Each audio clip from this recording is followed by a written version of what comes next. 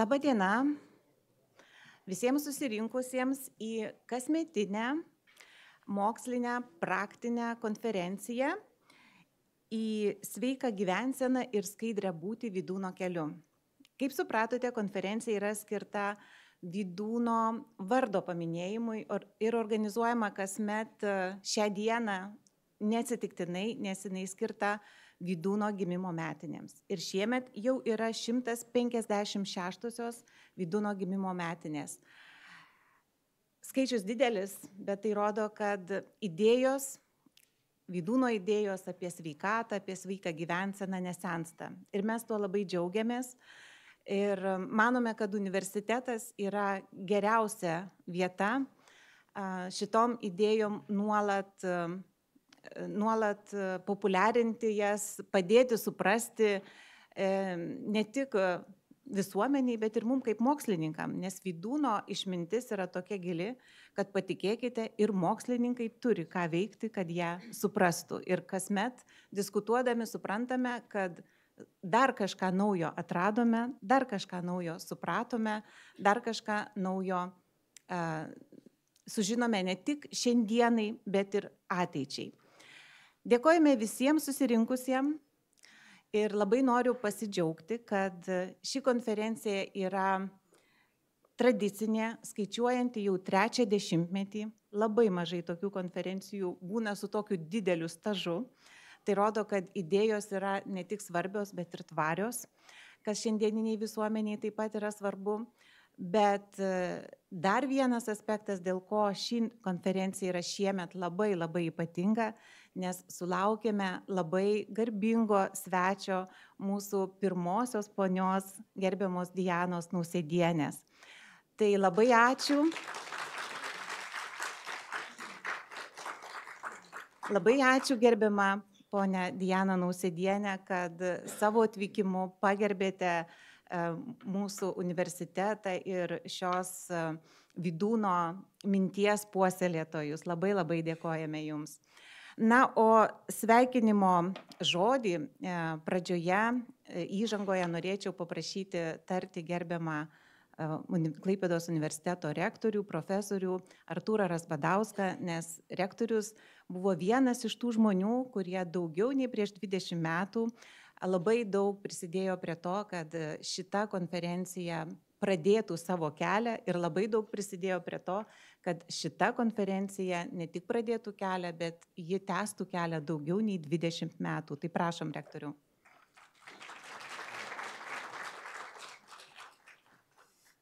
Labas rytas, konferencijos dalyviai. Labai džiaugiuosi šiandien matydamas taip gausiai susirinkusius į mūsų auditoriją ir taip pat prisijungusius į transliaciją, kuri yra internetu, nuotoliu, kaip žinia, dabar vis labiau mes gyvename šiuolaikiškai ir hibridinėme pasaulyje. Labai noriu padėkoti poniai Dianai už šios dienos apsilankymą universitete. Mes jau šiek tiek pakalbėjome ir dar turėsime susitikimus. Šiandien ta šventė, Vydūno gimtadienis, visą dieną šurmuliuos Klaipėdos universitetas. Ačiū vyriausiai patarėjai Jolantai Urbanovič, Seimo nariam, Europos parlamento nariam, kurie sutiko kartu pasidalinti įžvalgomis apie Vydūną. Labai svarbu asmenį, labai svarbią asmenybę vakarų Lietuvai ir visai Lietuvai. Bet mes kaip vakarų Lietuvos atstovai jaučiame tą Vydūno dvasią ir Klaipėdos universitetas, kaip jau ir dekanė minėjo, jau daugiau negu 20 mečius, dar vadovaujant profesoriui Algimantui Kirkučiui. Ta idėja gimė Klaipėdos universitete ir Algimantas sėdi visuomet pirmose gretose ir pasiryžę šiandien toliau tą švietėjišką veiklą ir Vydūną kiek įmanoma labiau parodyti dar mūsų jaunai kartai, kad su ponia Diana šiek tiek kalbėjome, toliau išlaikykime tą dvasią, rodykime akademinę laisvę čia, kad galime kalbėti ir turime kalbėti. Ir muzikinė prasme Vydūnas, ir teatrinė prasme, tai unikali asmenybė, apie kurią ne vien sveikos gyvensenos specialistam yra, jisai labai svarbus ir humanitaram. Tai labai ačiū visiems, linkiu labai gražios konferencijos, įdomių diskusijų. Kaip ir sakiau, daug šiandien įvairiausių. Vakarinė dalis pasiruošę dainininkai ir dėkoju labai Aušrai Martišiūtei Linarteniai, mūsų Jau beveik, kaip sakau, mes kartu esame Vydūno draugijos prezidentai, padėkokime jai kartu. Gražios konferencijos, ačiū visiems. Ačiū gerbiamas rektoriau. Ir Vydūno idėjos, kaip rektorius ir minėjo, yra labai populiarios bent jau Klaipėdos krašte tarp visų, pradedant, nežinau, mokslininkais, gydytojais ir kitų sričių sveikatos specialistais. Bet labai norim parodyti, kad Vydūno idėjos jau nuo mažų dienų yra žinomos, yra apie tai kalbama, apie tai dainuojama ir jau nekantrauja mūsų mažieji konferencijos dalyviai, Klaipėdos Vydūno gimnazijos moksleiviai parodyti mums visiems ir ypatingai poniai prezidentieniai savo pasirodymą. Tai kviečiame.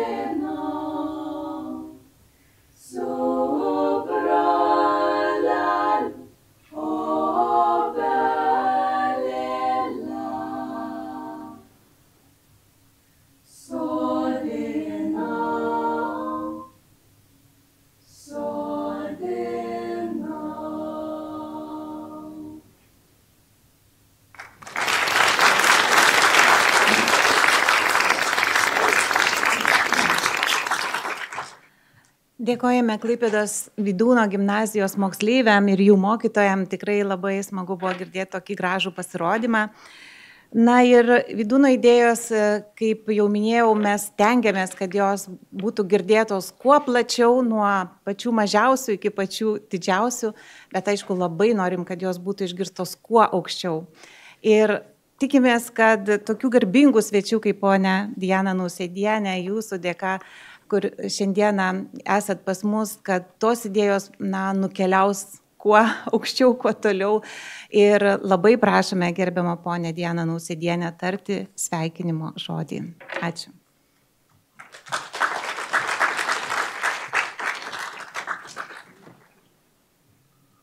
Labadiena, mėlyjeji. Pirmiausiai norėčiau pasveikinti jaunai klaipėdiečių kartai už tokį subtilų, tokį mielą, tokį elegantišką pasirodymą. Manau, visi mes patyrėme tą gražią mažosios Lietuvos kultūrinės bangos viziją, jausmą. Ir labai džiugu jį šiandien Klaipėdoje atrasti gyvą ir pulsuojantį jaunosios kartos lūpose, rankose, dvasioje, gyvenime. Gerbiami konferencijos šeimininkai, kurie sukūrėte šią platformą, skirtą tiek mokslinė, tiek praktinė sprendimų paieškos kalba visiems kartu reflektuoti Vydūno sveikatos filosofijos aktualumą šiandienos kontekste. Ir visi garbūs svečiai. Džiaugiuosi galėdama jūs visus pasveikinti tarptautinėje mokslinėje konferencijoje, padėkoti tiems, kurie ne vienerius metus telkia plačią mokslininkų, praktikų ir visuomenininkų bendruomenę, bei kviečia ją diskusijoms sveikatingumo ir sveikatinimo filosofijos klausimais. Ir dalyjasi svarbiomis įžvalgomis. Ši refleksija ypač vertinga šiandien, matant mūsų visuomenės faktinę sveikatos būklę ir žvelgiant į mūsų žmonių sveikatą, lyginamuoju aspektu ES ir pažangaus pasaulio kontekste. Ši refleksija tampa dar aktualesnė, kai suprantame, jog turime siekti, kad sprendimų paieška ir praktinės pastangos ilginti žmonių sveiko gyvenimo trukmę bei gerinti gyvenimo kokybę nesikoncentruotų neproporcingai vien tik į kovą su pasekmėmis, bet būtų subalansuotos, skiriant deramą dėmesį ugdymui ir visuomenės sveikatos stiprinimui. Įstatymų lygmenyje esame jau apsibrėžę Vydūno idėjomis pagristą sampratą, kad visuomenės sveikata yra visapusė, dvasinė, fizinė ir socialinė gerovė. Mūsų visų pareiga ieškoti būdų, kaip šią visapusės gerovės sampratą tinkamai įgyvendinti tiek strateginėme, tiek taktinėme lygmenyse. Mūsų pareiga integruoti sveikos gyvensenos mąstymą ir elgesį į kasdieninius pasirinkimus, priimant sprendimus tiek tarptautiniu, tiek valstybės, tiek savivaldybių ir bendruomenės, tiek šeimos ar asmens lygių. Mūsų tikslas šiems siekiniams efektyviai sutelkti organizacinius, teisinius, ekonominius, socialinius, medicininius, techninius resursus. Mūsų užduotis tinkamai pasirūpinti sveikai gyvensenai reikalingais aplinkos veiksniais. Mūsų atsakomybė aktualizuoti sveikos gyvensenos svarbą ir ugdyti sąmoningumą. Proginį epizodinį sveikatinimąsi keičiant sisteminiu sveikos gyvensenos kultūros kūrimu. Jos prieinamumu ir mieste, ir kaime, ir centre, ir regione. Tolygiai kiekvienam, nepriklausomai nuo žmogaus amžiaus, sveikatos būklės, socialinės padėties ar gyvenamosios vietos. Esu tikra, kad šalia įžvalgų, idėjų, postulatų ir supratimo mums reikalingi konkretus, tikslingi veiksmai. Praktikavimas to, ką skelbėme. Buvimas gyvų pavyzdžių siekiant esančiųjų šalia pokyčio.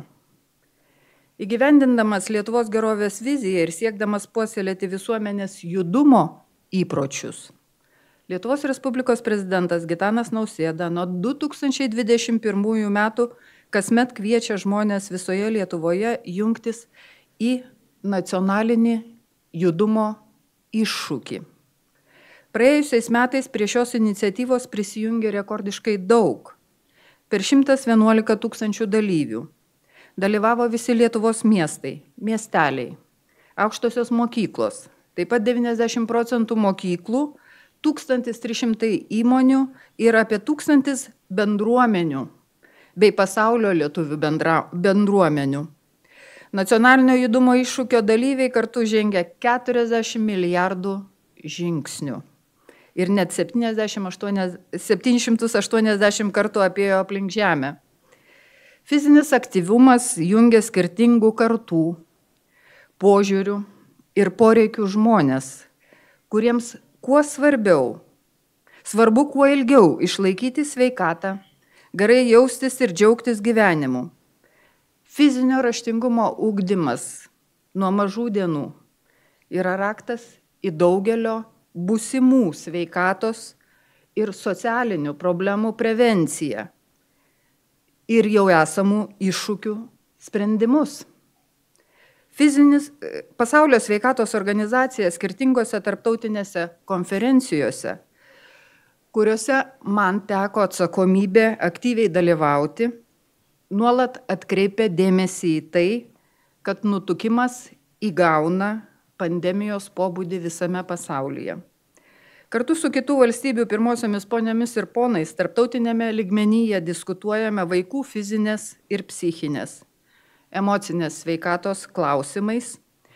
Ir čia kaip puikus, efektyvus daugelio problemų sprendimų raktas nuolat nuskamba Lietuvos projektas, mūsų vystomas bendromis pastangomis su Lietuvos tautiniu olimpiniu komitetu. Kaip Lietuvos Respublikos pirmoji ponia aktyviai globoju garsinu fizinio raštingumo ugdymo nuo mažų dienų koncepciją. Nuosekliai skatinu visose Lietuvos savivaldybių ikimokyklinio ugdymo įstaigose rengti Lietuvos mažųjų žaidynes.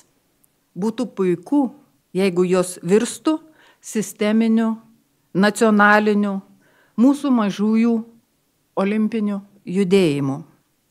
Propaguoju iniciatyvą, ugdančią ne tik vaikų fizinį raštingumą, aktyvumą, bet ir jų socialinių, komandinių gebėjimų vystymą. Natūralų vaikų su specialiaisiais poreikiais įtraukimą pagal jų išgales į bendras sportinės komandinės veiklas. Jei mums pavyktų įtraukti į nacionalinio ugdymo programą visą ikimokyklinukų bendruomenę, visas ugdymo įstaigas ir sudaryti vaikams sąlygas nuo mažens būti aktyve, tarpusavyje sąmoningai bendradarbiaujančią, džiaugsmingai sportuojančią kartą, kartu išbandančią žaidimų keliu pačias įvairiausias fizinio aktyvumo formas bei sporto šakas.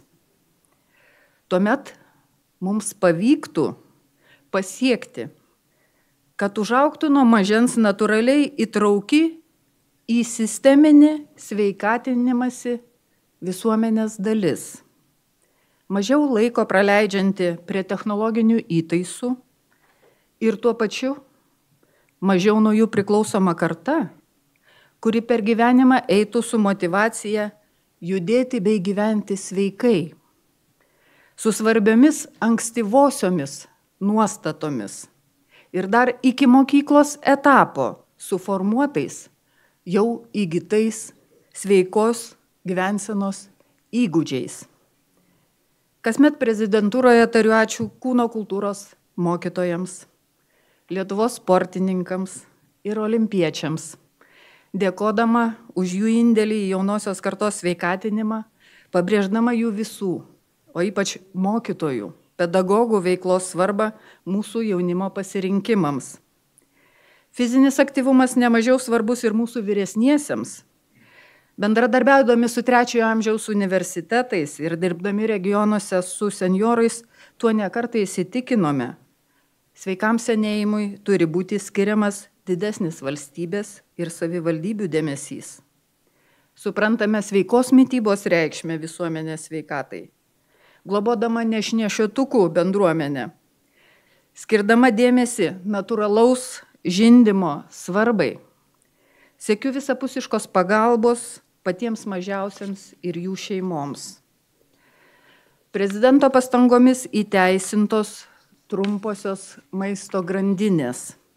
Nuo šiol valstybės ir savivaldybės įstaigos turi visus instrumentus, organizuojant maitinimą, ugdymo, sveikatos ar socialinėse įstaigose pirkti sveikus, Lietuvoje užaugintus maisto produktus iš pirmų rankų ir tiekti sveikatai palankų maistą mūsų žmonėms.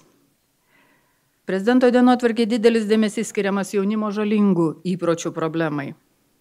Psichikos sveikatos stiprinimas šiandien reikalauja išskirtinio mūsų visų dėmesio.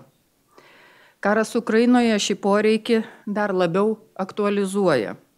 Ukrainos centre Vilniuje kartu su pasaulio valstybių pirmosiomis poniomis ir ponais, valstybinėmis ir nevyriausybinėmis organizacijomis ieškome būdų, kaip gerinti nuo karo kenčiančių žmonių psichikos sveikatą. Siekiant socialinės gerovės, prezidento pastangomis įgyvendinta eilė reikšmingų sprendimų senjorų, mažas ir vidutinės pajamas gaunančių žmonių, šeimų auginančių vaikus, socialinės atskirties sumažinimui. Ypač reikšmingas tektoninis lūžis įvyko žmonių su negale atskirties mažinimo srityje. Prezidentūros nuolatinėmis kasdieninėmis kantriomis pastangomis negalios klausimams švietime, sporte, socialinėje ir sveikatos srityje, kultūroje, miestuose ir regionuose pakito visuomenės požiūris į negalę turinčių žmonės, gimė kompleksinė negalios reforma. Padėjusi po tarptautinės konferencijos prezidentūroje, kurioje aktyviai dalyvavome su Lenkijos pirmąja ponia, imtis konkrečių žingsnių šalinant informacines ir aplinkos kliūtis žmonėms su negale ir sudarant sąlygas jiems gyventi visavertį gyvenimą Lietuvoje. Reformą pradėjome nuo savo institucijos. Prezidentūroje buvusios informacijos ir aplinkos kliūtis buvo pašalintos pirmiausiai. Nė vienas neturi būti pamirštas. Todėl žmonėms su klausos, regėjimo, kalbos, judėjimo ar psichinė negalė sveikos gyvensenos sprendiniai taip pat turi būti prieinami. Į tai savo susitikimuose, dienos centruose, asociacijose, socialinės ir medicinės pagalbos įstaigose visoje Lietuvoje ir stengiamės atkreipti visuomenės dėmesį. Aš asmeniškai kviečiu visus, tiek vyrus ir moteris, aktyviai dalyvauti prevencinėse sveikatos patikros programuose, siekiant užkirsti kelią vėžiui ir kitoms sunkioms ligoms. Ankstyva ligos diagnostika yra svarbi sveikatos ir visuomenės gyvybingumo saugojimo dalis. Tikiu ir džiaugiuosi, kad šios dienos konferencijoje kiekvienas iš jūsų būsite savo idėjų, kai kas mokslinių, empirinių tyrimų, o kai kas savo gerosios praktikos nešėjais. Skelbsite tai, kuo tikite, ką kasdieniniu darbu patikrinote. Tikiu, kad pažangos kelyje esame kartu ir būdami kartu galėsime atrasti naujų efektyvių būdų, kaip Vydūno filosofiją pritaikyti šiandienos gyvenime. Kviečiu bendromis pastangomis kurti sveikesnę bei skaidresnę visuomenę. Linkiu sėkmingos ir įkvepiančios konferencijos. gražių, gyvybingos pavasario energijos kupinų dienų. Dėkoju uždėmesi. Dėkojame gerbiamai pirmai poniai Dianai Nausėdieniai. Ir klausantis jūsų pasisakymo, jūsų pranešimo, manau ne tik man, visiems konferencijos dalyviam širdis dainuoja.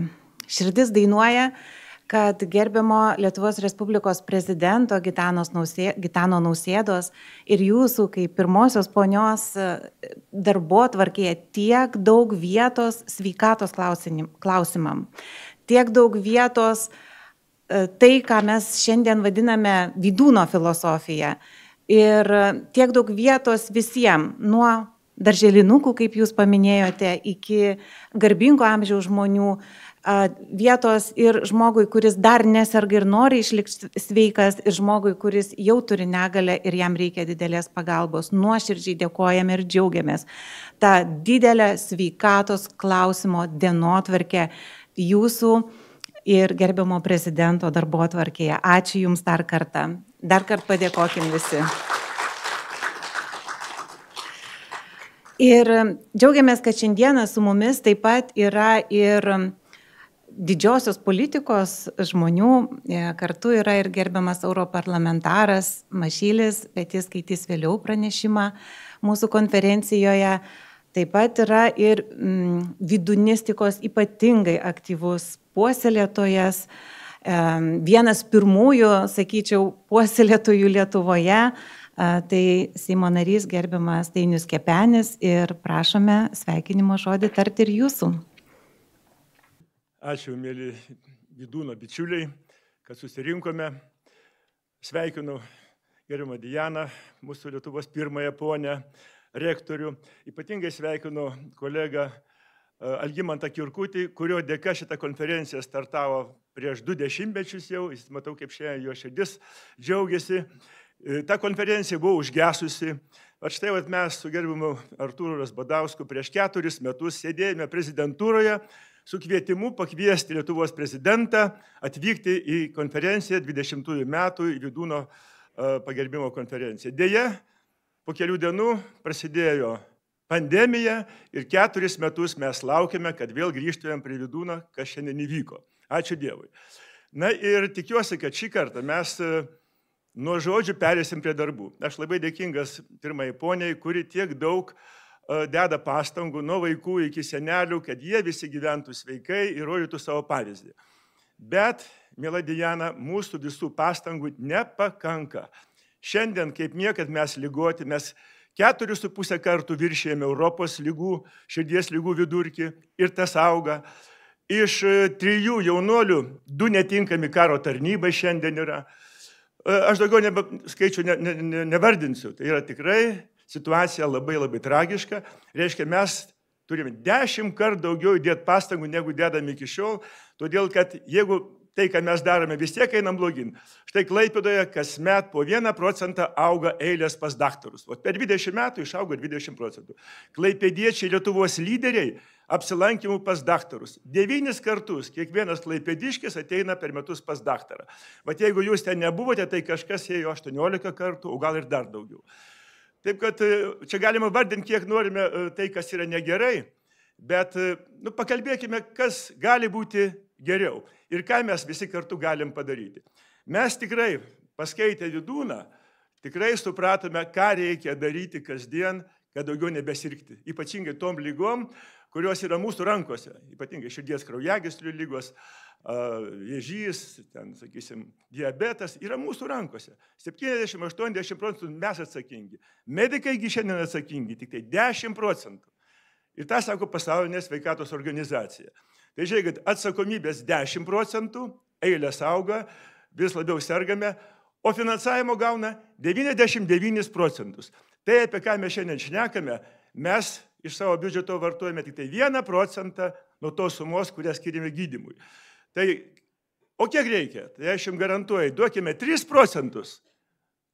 Tai iš karto susilygysim. Augimas sustos tų bėdų, todėl kad Pasaulio bankas yra pasakęs, kada jūs investuojate 1 eurą į sveikatos tausojimą ir stiprinimą, Jų nebereikia 34 eurų lygų gydymui. Kodėl mes to nedarome? Todėl, kad būti sveikiem yra labai paprasta. Užtenka tik paskaityti Vydūną, jūs jau keičiatės. Ir aš daugiau nenoriu čia agituoti jūsų. Jūs viską jau padarėte, iš jūsų veidų matosi. Prancūzai sako, išvaizda iškalbingesnė už rekomendacinį laišką. Tai va čia apsidarykite, pamatysite, kad vieni sveikuoliai susirinko, bet mes jaučiame, kad ten liko žmonių, kurie dar iki šiol neskaitė Vydūno ir nežino, kas yra. Tai būkime komanda. Pirmas mūsų uždavinys, iš tų visų, ką gerbiamo Diana čia minėjo, suburti visus į komandą. Visi dabar pakelkite, kas norime būti tos komandos nariais, kuris sieksime, kad Lietuva būtų sveikuolių valstybė. Nematau nei vieno, kuris prieš. Tai reiškia, mes jau komanda. Antras dalykas – tikslas. Išsikelkime savo tikslą. Jų gali būti 100 ir judėti, ir vandenį gerti, ir laiku miegoti, ir nepykti, nepavydėti, nekerštauti, bet yra vienas tikslas, kuris mus gali suvienyti. Užsispirkime, kad kasmet eilės pas daktarus trumpėtų bent 1%. Ir mes tą galime padaryti kaip komanda. Mes atsakingi už tai 90% mūsų rankose. Pinigų gaunam 1% šiandien, bet aš tikiuosi, kad mes kartu, aš noriu padėkoti mūsų prezidentui, Gitanui Nausėdui, kuris pirmasis iš Lietuvos prezidentų savo metiniam pranešime šių metų pradėjo kalbėti apie sveiką gyvenseną ir jos reikšmę mūsų vaikų ir visuomenės sveikatai. Pirmasis. Tai aš dabar tikiuosi, kad pirmoji ponia grįžusi tikrai apsidžiaus, kad štai mes einam teisingų kelių, bet reikia įdėti pastangų 10 kartų daugiau negu iki šiol. Ir viskas bus žymiai geriau. Tai ačiū labai, kad išklausėte. Ačiū, kad tapome komandą ir ačiū, kad turime bendrą tikslą. Eikime visi tuo keliu ir būsim išganyti. Ačiū.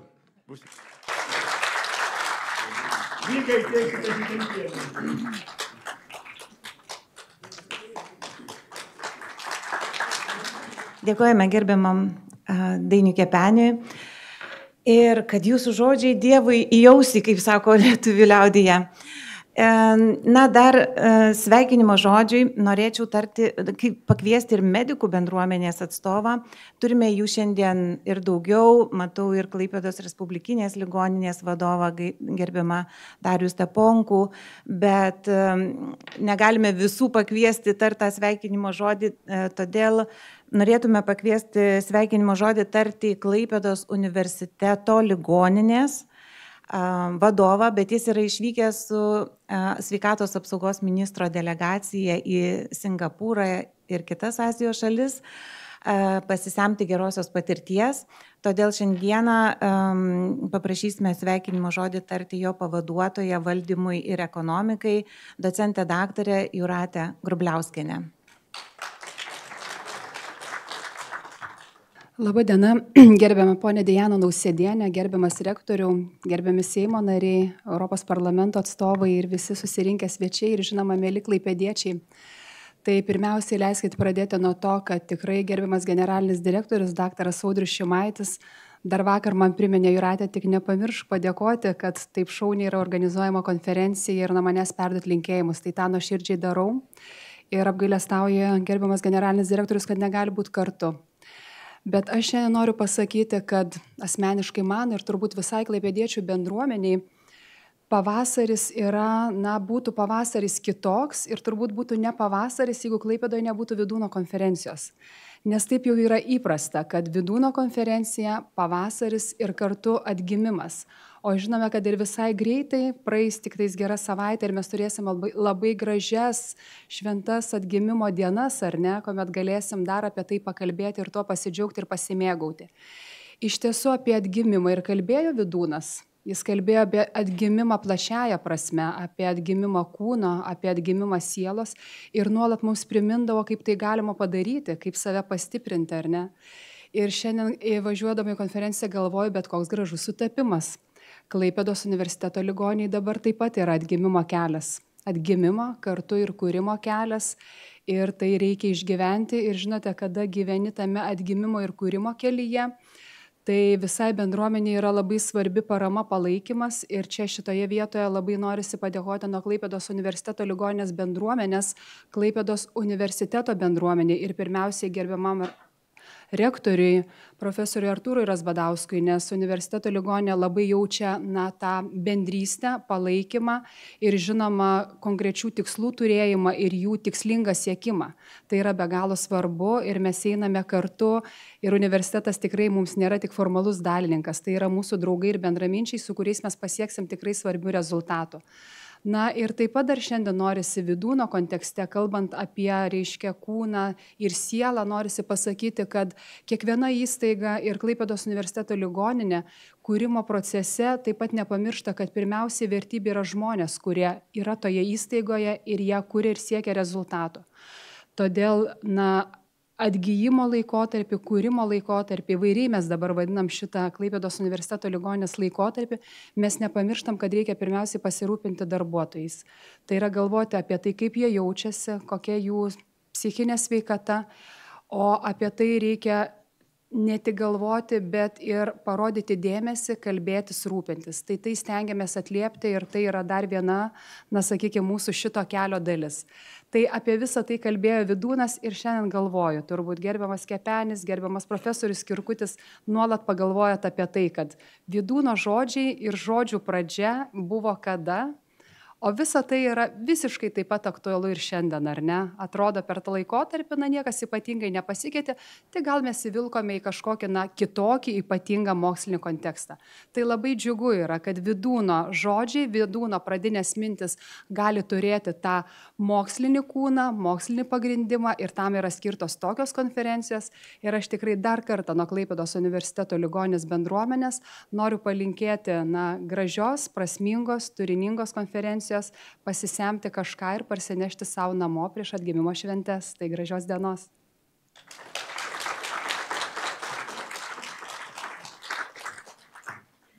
Ačiū labai Klaipėdos universiteto ligoninės atstoviai. Ir tikrai, kaip ir minėjo gerbiama Jūratė, Klaipėdos universiteto ligoninė išgyvena labai ypatingą laikotarpį ir džiaugiamės, kad jų ypatingas laikotarpis yra kartu su Klaipėdos universitetu. Ir tai rodo, kad ta medikų bendruomenė, kaip ir minėjo gerbiamas Kepenis, tampa komandos dalimi. Ir tas 10% ar kiek ten bebūtų jų svarbos indėlis, kurį paminėjote, jis vis tiek išliks visada labai svarbus, bet komandos dalyje jis bus dar svarbesnis ir reikšmingesnis. Tai ačiū ligoniniai, tikimės, kad kartu su jumis nueisime tą ypatingą kelią. Na ir dabar norėčiau pakviesti pranešimui jau minėtą ne kartą, kaip vieną irgi aktyviausių Vydūno filosofijos puoselėtojų, vieną iš sveikatos mokslų fakulteto Klaipėdos universitete įkūrėjų, profesorių Algimantą Kirkutį. Ir tik norėčiau priminti, kad mes labai norėtume laikytis reglamento ir iki 11 valandos suspėti išklausyti jūsų pranešimo. Ačiū. Labą dieną, mėly Lietuvos žmonės, susirinkę į gimtadienį. Šiandien tikrasis Vydūno gimtadienis, 156 metai. Gimtadienis jis turi būti linksmas ir smagus. Ir aš noriu šiandieną šiek tiek pašnekėti apie esmę. Kodėl mes šiandien čia esame ir kodėl mes švenčiam šitą gimtadienį. Mano tokia tema reiškia parodyti svarbą Vydūno Klaipėdos universiteto ir sveikatos mokslo fakulteto raidai. Tai pirmiausia, universitetas pats žodis reiškia universumis, visi žinot, latiniškai yra visata. Ir visatos sąrangos studijos. Vydūnas visą gyvenimą būtent ir paskyrė šitam.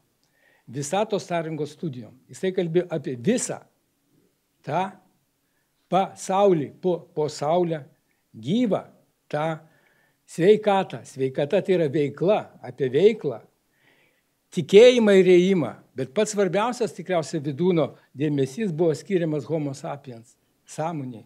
Pats svarbiausias Vydūno veikalas, kurį jisai paliko mums, beveik 300 puslapių knygą Sąmonė, kuris yra žvilgsnis į žmogaus gyvybės esmę. Į sąmonę ir pasąmonę. Tai pagrindiniai dalykai. Vydūnas labai gražiai apibrėžė sąmonę, kad sąmonė tai yra orientacija, suvokimas laiko ir suvokimo erdvės. Ir tas žmogus sąmoninkas, kuris suvokia, kokiam laike yra ir kokioje erdvėje gyvena. Žmogaus gyvenimo esmė.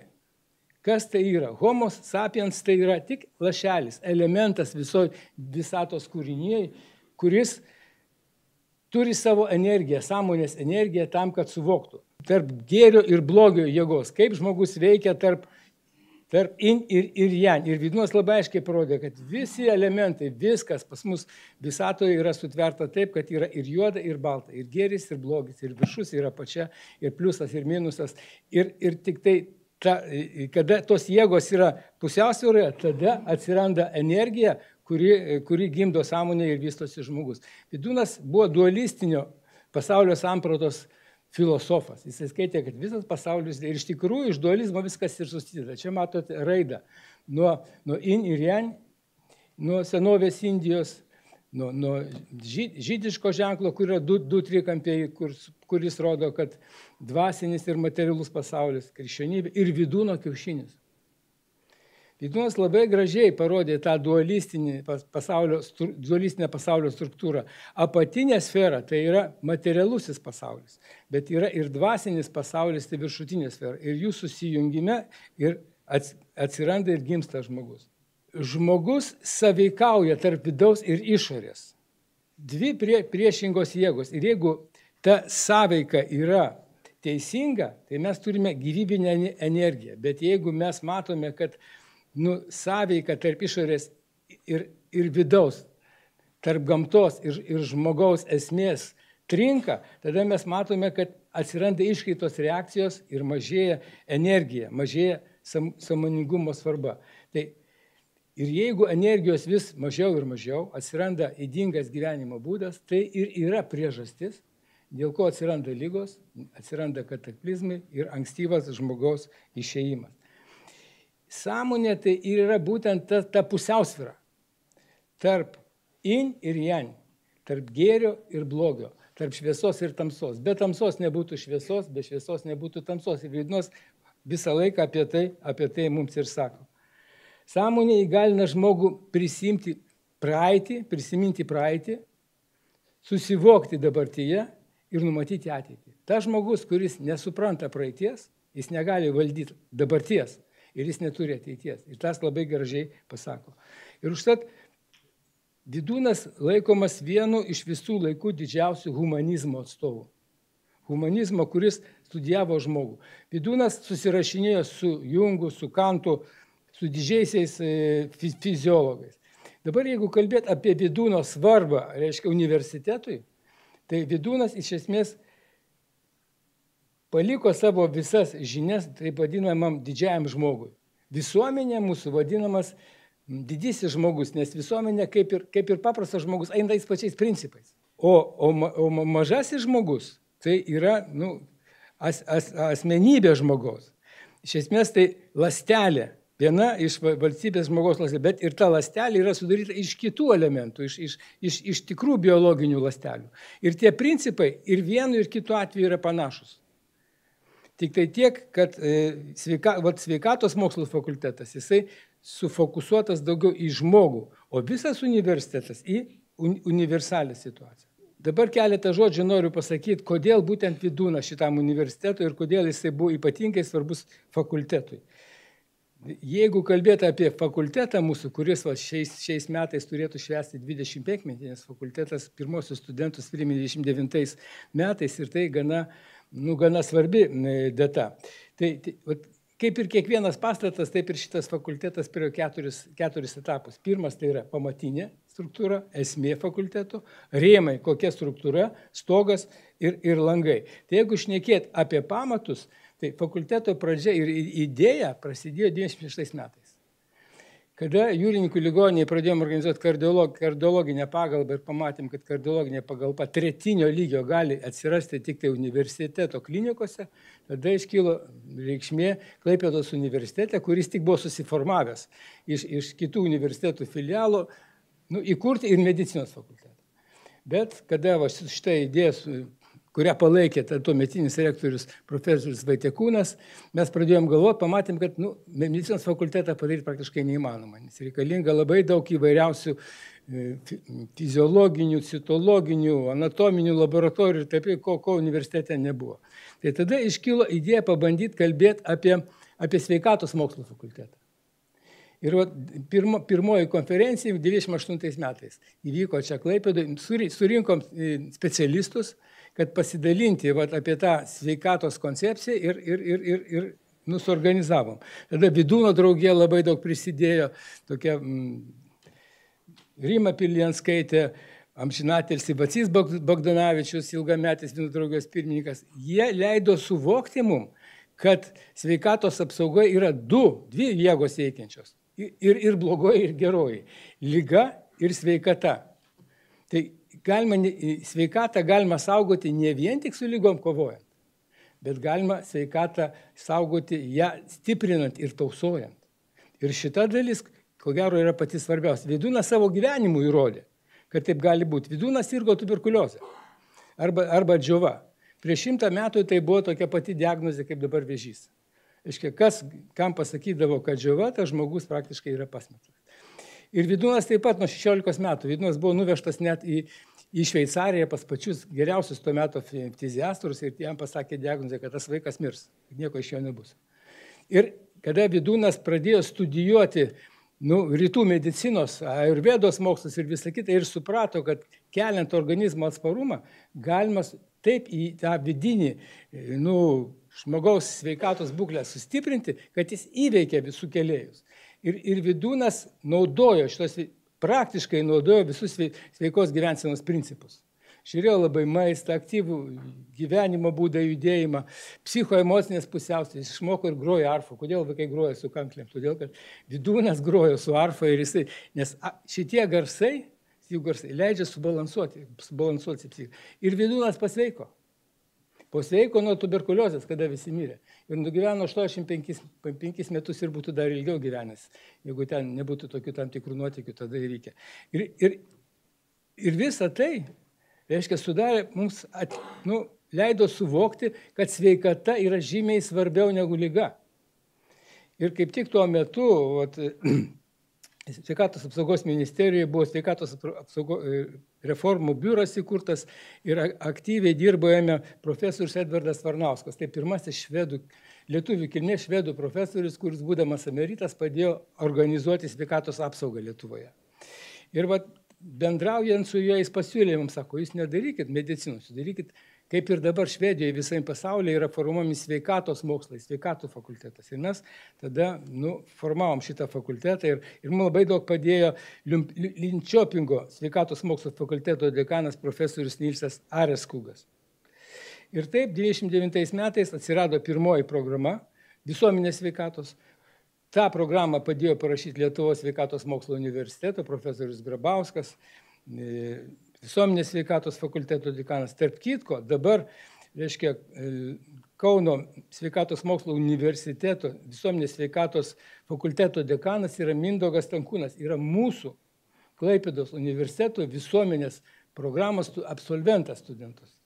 Ir jisai vadovauja visam. Tai pamatas mūsų fakulteto pagrindinis yra šie Vydūno žodžiai. Žymiai svarbiau sveikatą tausoti ir stiprinti, negu ligas gydyti. Bet iš esmės, kas tai yra sveikata? Sveikata yra apibrėžta Pasaulinės sveikatos apsaugos organizacijos tik tai 78 metais. Ir pasakyta, kad sveikata tai socialinė, fizinė ir psichinė žmogaus gerovė. Vydūnas tai padarė žymiai anksčiau. 28 metais jis išleido knygelę Sveikata jaunumas grožio, kurią rodė Dainius šiandien visiems perleido tą knygą, bet yra kiti leidiniai, kuris labai gerai apibrėžė sveikatą. Ir Vydūnas toj knygelėje atsakė į pačius pagrindinius sveikatos studijos klausimus. Kas tai yra žmogus, iš ko ir kaip jisai sudarytas, koks yra žmogaus ir įsupančios aplinkos santykis, kokia yra žmogaus gyvenimo būties esmė ir jo buvimo šioje žemėje tikslas. Įsivaizduoju, kokio dydžio klausimai. Kas tai yra sąmonė ir pasąmonė? Kas tai yra sveikata ir liga? Kokie yra sąmonės ir tikėjimo reikšmė siekiant sveikatos, jaunystės, veiklos ir natūros grožio? Tai esminiai principai, kurie keičia paradigmą sveikatos apsaugos iš ligų priežiūros į sveikatos tausojimo ir visam pasauliu šis judėjimas jau vyksta. Ir mes tai stebime. Čia Vydūno modelis sveiko žmogaus. Kūno gyvata, jausmų gyvata, minčių, dvasios ir sielos. Ir Vydūnas uždėjo viršūnę ant modelio sveikatos apsaugos. Jeigu, kaip sakiau, sveikatos apsauga kalbėjo apie socialinę, fizinę ir mentalinę žmogaus gerovę, Tai Vydūnas pasakė, kad pilnos sveikatos tai gali būti tas žmogus, kurio valdančioji asmenybės galia yra dvasia ir siela. Dvasia ir siela yra tikslas mūsų buvimo šito žemėje. Ir jeigu mes tai suvoksime, tai mes tada visą sveikatos piramidę pastatysime. Indai sako, kad dvasia gyvena ant vieno žmogaus plauko, ant tiek mažas dalykas yra. Bet šitas dalykas nulėmė viską. Tai yra tikslas ir priežastis mūsų buvimo čia. Ir Vydūnas suformavo pilną modelį. O jeigu dabar pasižiūrėti į mūsų sveikatos apsaugos sistemą, tai matot, jinai tik tai dalį apima šito modelio. Toliau Vydūnas šnekėjo apie sąmoningumą ir pasąmoningumą. Sąmonė tai yra mąstymas, o pasąmoningumas tai yra refleksai. Ką mes darom? Arba du klausimai. Kodėl ir kaip? Dabar visi žino, kaip uždirbti pinigų, kaip gauti tą milijoną. Bet kam jis reikalingas? Kodėl tas milijonas reikalingas? Tai va čia yra sąmoningo žmogaus klausimas. O pasąmoningo žmogaus klausimas, kuo daugiau. Ir mūsų pasaulis dabar įkliuvo į šitą sūkurį ir Vydūnas norėjo išvesti. Jisai norėjo, kad žmogiškumas lygus sąmoningumas. Sąmoningumas, sveikata ir kultūra, sveika gyvensena. Ir jisai sakė, kad jeigu yra 5 jausmai, bet sakė, yra dar 6 jausmas. Pats svarbiausias – mąstymas. Kada žmogus surenka visą informaciją, jis ją turi apdoroti ir tada padaryti išvadas. Čia esmė. Ir čia pamatų pamatas ir va šito viso fakulteto tai yra pamatinė struktūra. Aš čia tiesiog noriu parodyti visą sveikatos modelį. Ant kiek čia sudėtingas dalykas, ant kiek čia yra kultūrinių elementų, kiek čia tų visų terapijų ir panašiai. Čia sveikata žymiai sudėtingesnis dalykas negu liga. Bet mes chirurgai su rektoriumi, žinom, paėmė lygą, išpjovė, išmetė ir viskas, ir pagydė. Bet kaip padaryti žmogą sveiką, reikia išauklėti, išpuoselėti ir parodyti, ir sužadinti jo sąmonę. Va čia yra visa esmė. Va čia yra universitetinio išsilavinimo pagrindas ir esmė. Tai va šitam visam modelį medicina vėl tik 10% iš tikrųjų. Ir čia pasaulinės sveikatos organizacijos skaičiai. Ir mes turime modelį žemyn galvą stovinti iš tikrųjų sveikatos. Ir sąmoningumo žadinimas tai yra pagrindinis tiklas. Dabar apie struktūrą sveikatos mokslų universiteto fakulteto. Fakultetas, kaip minėjau, prasidėjo 1999 metais, kada buvo priimti pirmieji visuomenės sveikatos studijų programos studentai. Ir čia profesorius Vaitiekūnas, buvęs rektorius, padarė tokį nusižengimą. Jis net neaprobuodamas švietimo ministerijoje tos programos leido priimti senato sprendimu studentus į šitą studijų programą. Nes kiti universitetai nenorėjo, kad Klaipėdos universitete atsirastų. Ir fakultetas buvo nubaustas, fakultetas buvo nubaustas, mums sustabdė priėmimą ir mes tik tai 2000 metais kitas studijų programas pradėjome. Taip atėjo socialinio darbo studijų programa, atsirado rekreacijos ir turizmo studijų programa iš pedagoginio fakulteto. Teko parašyti programą slaugos mokslų, čia Čikagos Ilinojaus, universiteto labai daug mums padėjo profesūra. Buvo net sutartis pasirašyta tarp Čikagos Ilinojaus ir Klaipėdos universiteto, kad šitą programą sukurti. Medicinos technologijų studijų programa. Profesorius amžinatelis Švitra padėjo šitą studijų programą parašyti, papildomosios alternatyviosios. Net ir 14 metais buvo parengta dar viena studijų programa, kuri, jos nepavyko realizuoti mūsų Klaipėdos universitete, jinai buvo perduota Lietuvos sveikatos mokslų universitetui, bet jinai buvo parengta sveikatos mokslų fakultete. Ir speciali grupė iš mokslininkų, Amerikos, Kanados, visų kitų, jie čia buvo atvykę ir mes tą programą kartu kūrėme. Tai gyvensenos medicinos programa, tai nauja visiškai kryptis, aplamai sveikatos apsaugoje. Žinot, Hipokratas gydė žmonės 4 dalykais – peiliu, žole, žoliu ir fiziniu pratimu. Tai dabar atsirado 5 dalykas, kuris dar svarbi, tai yra programa. Žmogų galima patalpinti į tam tikrą programą ir atsukti lygos eigą atgal. Yra terminas lygos reversija. Reiškia, negydyti, bet tiesiog jam sąlygą sudaryti tokias tą aplinką, tokią priešingą, negu jį susargdino. Cukraligę galima per 2 savaitės išgydyti. Jeigu žmogų griežtai laikysi tokioje aplinkoje, kad jis negautų gliukozės. Hipertenzija per 3 mėnesius. išėminę širdies lygą per 2 metus iš esmės. Ir tai aš sakau moksliniais faktais pagrįstas tiesas. Tai yra tokios klinikos ligonios Amerikoje ir tą daro. Ir tokių specialistų jau yra Lietuvoje apie 100 parengta. Dabar apie stogą. Nes kaip ir kiekvienas pastatas turi ne tik tai sienas, bet ir stogą turėti. Tai tas stogas, tai čia ir buvo mūsų su Dainium tikriausiai nuotykiai Lietuvos Respublikos Seime. Man teko būti Lietuvos Seimo sveikatos reikalų komiteto nariu. Mes buvome įkūrę nespecialią grupę iš 26 Seimo narių, kuri vadinosi į sveiką gyvenseną ir skaidrę būti Vydūno keliu, kur buvo priimi tam tikri sprendimai, kad palaikyti va šitą Vydūno ideologiją. Buvo įkurtas sveikatos tausojimo ir stiprinimo pakomitetis. Pirmą kartą Lietuvos istorijoje specialiai buvo sukurta struktūra Seime, kuri rūpinosi sveikatos tausojimu ir stiprinimu. Toliau, tuo metu pavyko mums net ir universitetą išgelbėti. Ir būtent Ramūno Karbauskio ir Žaliųjų ir valstiečių pastangų dėka, ta grėsmė, kuri buvo iškilusi uždaryti šitą universitetą, ir tik tai tada pavyko tai sustabdyti ir išlaikyti Šiaulių universitetas, tarp kitko, jam nepavyko išgyvendinti. Klaipėdos universitetinės ligoninės kūrimo ta stadija taip pat buvo tuo laikotarpiu labai svarbi.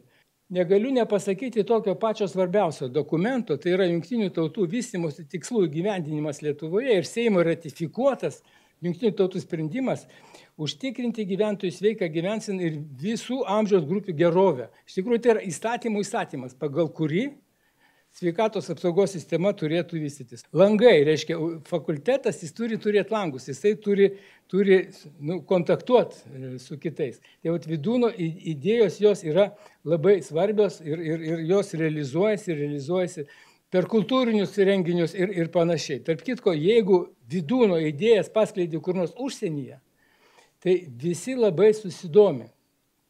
Tai yra kaip Biblija. Sveikatos tausojimo ir stiprinimo Biblija, kur labai aiškiai ir konkrečiai surašyti pagrindiniai tikslai.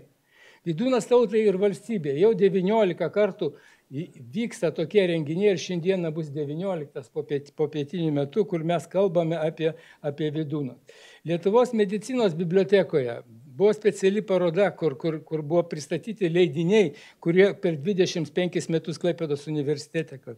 Jau minėta ilgamžiškumo tema, veiklaus ilgamžiškumo tema, jinai taip pat aktuali. Ir kiti momentai. Išvadas, jeigu reiktų padaryti, jos galėtų būti tokios. Žmogaus sąmoningumas savo sveikatos požiūrį yra pagrindinis faktorius, kuris nulėmė atskiro žmogaus sveikatos būklę, natūralų grožį ir ilgamžiškumą. Čia pagrindinė tezė Vydūno. O paėmus kartu, visą visuomenę, jos sąmoningumas nulėmė tautos gerovę ir net išlikimą. Tik žmonės suprasdami aplinką, kokio yra, ir žinodami savo vidų, gali matyti tą balansą ir išlikti. Ir pabaigai norėčiau šitą knygą parodyti. Čia yra Vydūno testamentas. Vydūnas keli metai prieš mirtį išvertė Bhagavad Gitą pats asmeniškai iš sanskrito kalbos ir paliko lietuvių tautai kaip kryptį, kur turėtų eiti tauta, kad jinai žinotų, kad jinai išliktų, kad jinai vėl būtų didi. Taip kad ačiū už dėmesį visiems ir tikrai linkiu geros konferencijos.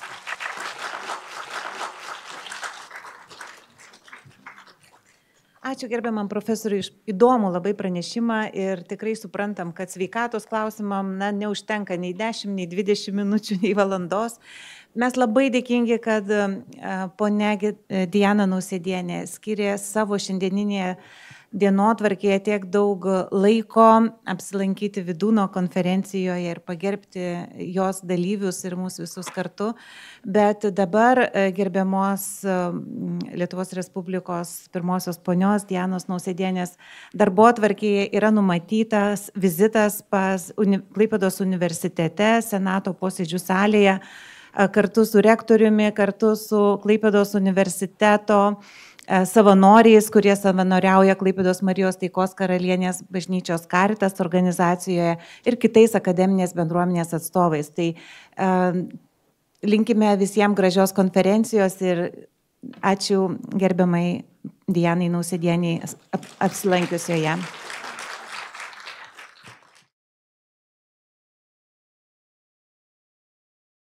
Aš labai norėčiau pristatyti dar vieną mūsų konferencijos dalyvį, profesorių Liudą Mažylį.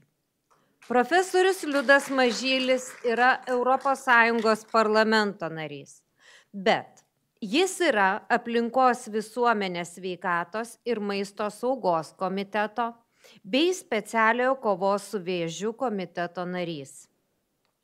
Profesoriau Liudai, prasidedant konferencijai, aš sakiau, kad jūsų pranešimą prieš užleidžiant jums šitą garbingą vietą, aš jums užduosiu mįslę. Tai ta mįslė, kaip kažkada jūs mokėte, ES parlamente yra duodama 1 minutė. Jeigu per ją spėji pasakyti, tai ir ištransliuoji savo žinutę. Po tos minutės daugiau tavęs niekas nebegirdi. Profesoriau Liudai, dažniausiai jūs turbūt kankina klausimais, kaip jūs radote tą aktą. Tą mūsų Lietuvos. Ir studentai dažniausiai klausia, kaip vis tiek. Ne apie tai aš užduosiu. Mano klausimas bus apie sodą. Apie sodą, iš kurio jūs esate, kuriame jūs augote, kuris užaugino kelis dešimtmečius, kelis tūkstančius daugiau šio akto skaitytojų ir sužinojusių apie tą atradimą. Ir už viso to buvo žmogus. Žmogus iš jūsų sodo. Tai yra susijęs su medicina. Viskas, mano minutė baigėsi, laukiu jūsų atsakymo. Tai ką čia daug laukti? Mano senelis Pranas Mažylis įsigijo žemės sklypą Kaune iš žmogaus pavardę Norus, Noruševičius. Ir kai jo svajonė buvo ten pasistatyti privačią ligoninę, ką jis ir įvykdė 1936 metais, ir per tą laiką, kol tas sklypas jau buvo jo, o ligoninė dar buvo statoma, jisai vesdavosi mano tėtį ir jo seserį Liudą ir taip ir sakydavo, einam į Norų sodus. Manau, tai labai simboliškai ir čia turbūt ir yra atsakymas. Tikrai taip, tai yra atsakymas, nes profesoriaus senelis Pranas Mažylis buvo vienas iš pirmųjų, kuris padėjo gimdančioms moterims ir kad gyvybė išliktų ir išliktų gyvybę auginantis žmogus. Tai buvo vienas iš pirmųjų kraujo perpylimo operacijos. O dabar įdomiam ir tikrai atradimų kupinam laikui su Liudu Mažyliu kviečiu mūsų klausytojus. Tai primenat visai man nesenus įvykius prieš gal savaitę. Mes šitoj ligoniniai, ten dabar yra Prano Mažylio gimdymo namai, Kaune, Putvinskio gatvėje, mes apie dar vieną temą atvėrėm. Nes Antro pasaulinio karo metais, Holokausto laike, ten buvo gelbstimi žydai ir apie tai jau turbūt nebespėčiau šiandien papasakot, nes šiandien mūsų tema Vydūnas ir turiu unikalių patirčių ir noriu jomis pasidalinti. Tai apvaizda kartais žmogui lemia atsirasti tinkamu metu ir tinkamai vietoj. Tai 1991 man prieš mano akis iš kapo gelmių išniro Vydūno kūnas.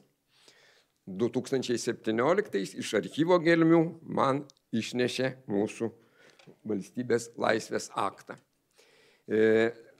Buvo proga čia vykstant man peržiūrėti, ką aš 91 metais. Tai tarp taško A laikė ir taško B yra maždaug 25 metų atstumas. Tai 91 metais aš pasižiūrėjau, aš veikiau tuo metu kaip Kauno laiko laikraščio žurnalistas ir suvokiau, kad mes šiandien apie tai kalbam, kad yra dalykų, kurie nesensta. Tai čia nepriimkit kaip savigyrą, Bet tai, ką rašiau 91, aš sugaišiu čia turbūt 4,5 minutės, kad perskaityčiau va šitą tekstą paraidžiui. Jis vadinasi Dvasia ir kūnas Vydūnas. Ir tekstas skamba taip. Autorius žurnalistas Liudas Mažylis, tas, kuris čia prieš jūs stovi. Į Lietuvą grįžta tremti žuvusiųjų jos sūnų ir dukterų dvasia ir palaikai. Mažos tautos savimoniai tai labai svarbu. Lietuva vėl čia, į ją vienintelę grįžtame gyvi, grįžtame mirusieji, visi vėl būsime kartu, dabar gal jau amžiams. Matot, kaip tai atrodė 91. O dabar grėsmės yra vėl tautos egzistencijai. Kitų didžiųjų tautų atstovai tą dvasinę būtinybę rodos ir supranta ir toleruoja, tačiau būtinai ir pasiklausia, iš kur toks žūtbūtinis noras parsigabenti kūno liekanas. Tesilsėtų savo gražiai palaidotas ir gražiai prižiūrimas, o juk dar ir išlaidos. Mūsų tautiečių kaulai irgi išblaškyti po visą pasaulį, bet juk taip jau ir liks, sako tų kitų tautų atstovai. O būna, kad ima ir paskaičiuoja viską, čia suprantama, tais laikais niekingaisiais rubliais, ir šią tau išdeda, kiek vietoj paminklo atstatymo būtų galima šaligatvius suremontuoti. Ir šitą pragmatiškai jų požiūrį į mus būtina žinoti, norint ateiti normaliai bendrauti ir susišnekėti. Rašiau aš 91 metais. Be abejo, Lipės krašto valdžia, o tai yra Detmoldas, Vydūno palaidojimo vieta, padarė viską, kas įmanoma ir netgi kas labai sunkiai įmanoma, kad Vydūno palaikai be jokių sutrikimų parkeliautų į Lietuvą. Stebint krašto apskrities sanitarijos tarnybos vadovams, buvo atkastas kapo rūsys, su palaikais buvo pasielgta pagal visas galiojančias taisyklės. Kaip būtent mes nežinom, nes vieną gražią dieną apskrities reikalų valdytojas ponas Fatkė mus informavo, kad sunkiausioji vokiškųjų formalumų prasme palaikų iškasimo dalis jau yra įvykusi ir palaikai patalpinti į hermetišką maršką laukia dar vienos atkasimo ceremonijos. Spalio 14 dieną Detmolde, Blombergo gatvės kapinėse susirinko Lipės krašto valdžios pareigūnai, visa Lietuvos delegacija, pavėlavę atskubėjo žurnalistai. Toji ceremonija buvo neilga ir paprasta. Degė 3 žvakutės – geltona, žalia ir raudona. Nuridenus akmenį ir nukasus žemės sluoksnį tapo atidengta rūsio šachta, marška su Vydūno kaulais, buvo patalpinta į visus reikalavimus atitinkanti karstą, o šis nuvežtas į kapinių koplyčią ir tenai laukia išvykimo dienos. Prie tuščio kapo kalbą pasakė Vydūno draugijos pirmininkas Vaclovas Bagdonavičius. Viską filmavo kino operatorius Zacharijus Putilovas. Tai tiek apie kūną. Išvykimo į Lietuvą dieną karsto su palaikais palydėti susirinko 14 lietuvių bendruomenės Vokietijoje atstovų, vėl Lipės apskrities valdžios atstovai ir visa Lietuvos delegacija. Kunigas Francas Skėrys paskaitė iš Šventojo rašto. Išvykome namo. Po paros įteikė visų 3 valstybių pasieniečiams karsto lydimuosius raštus, apdairiai surašytus viską tiksliai apgalvojančio pono Fatkės, atsidūrėme šiapus Lazdijų muitinę. Temo, grįžome. Į Lietuvą grįžo Vydūnas.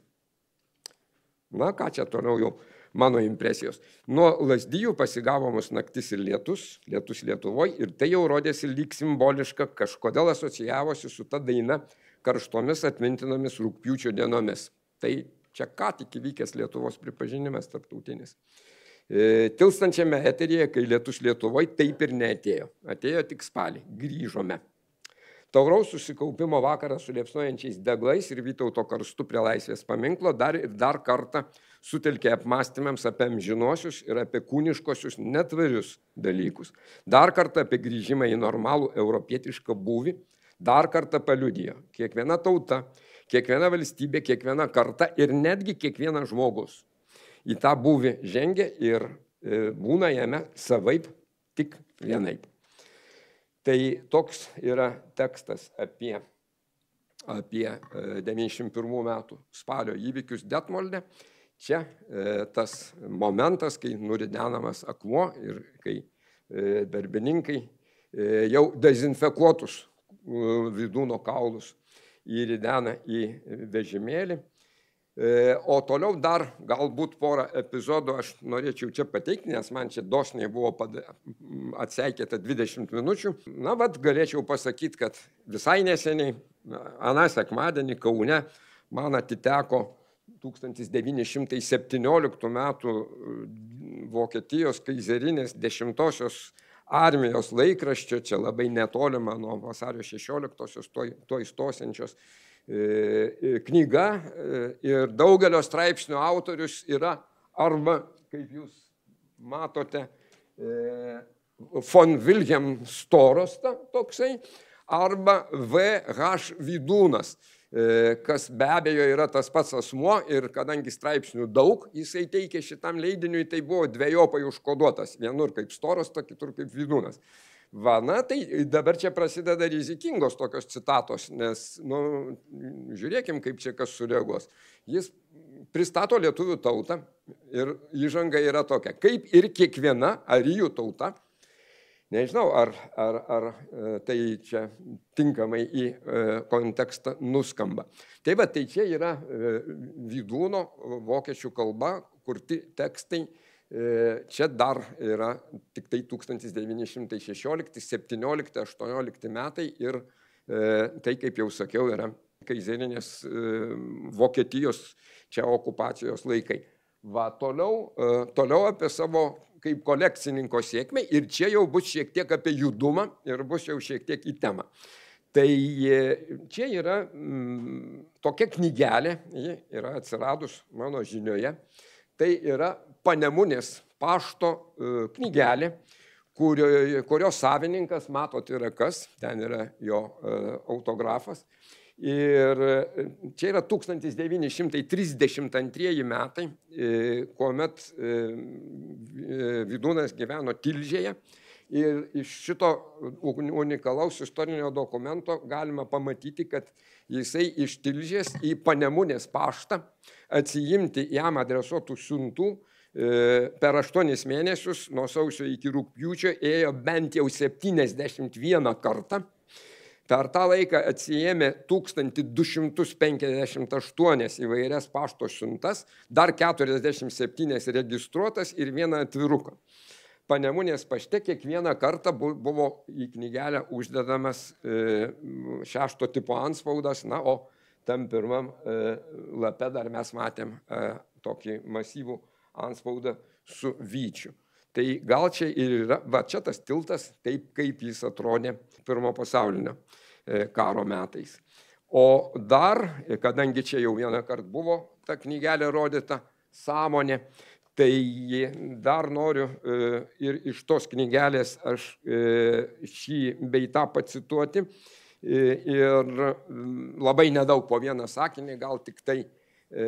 Ir man asocijuojasi su mano šiandieninė veikla Europos parlamente, gal ir netiesiogiai aplinkos ir sveikatos komitete, bet apie bendrą reiškia, šiandieninį supratimą šitų dalykų. Tai čia yra nepaprastai daug apie moteriškąjį ir vyriškąjį pradą. Tai, žinokit, šiandien Europos parlamente su tokiom mintim, tai aš jau taip būčiau, truputį prisodintas žemiau, nes ten reikia sakyti asmenys. Ten, žinote, apie pradus, nežinau, kaip čia šiandien taip jau atrodyčiau, jeigu pradėčiau, bet šitoje auditorijoje aš be jokios abejonės tai pacituosiu, nes, žinokit, tai kaip jisai rašo šiuo atveju apie moterį, tai aš lyginu su giesmių giesme, su sakraliu tekstu. Visko čia norėtų cituoti, bet gal vieno dviejų sakinių užteks. Moterai, rašo Vydūnas, ir labai tinka džiaugtis savo kūnu. Visai kitaip negu vyro kūnas. Tikras pasaulis yra jos kūnas, kuriame gyvasis kūrimas daug aiškiau vyksta. O kad moterai šio slėpinio žinia sužadina puikavimą, tada tai yra prigimties kaip tik norėta.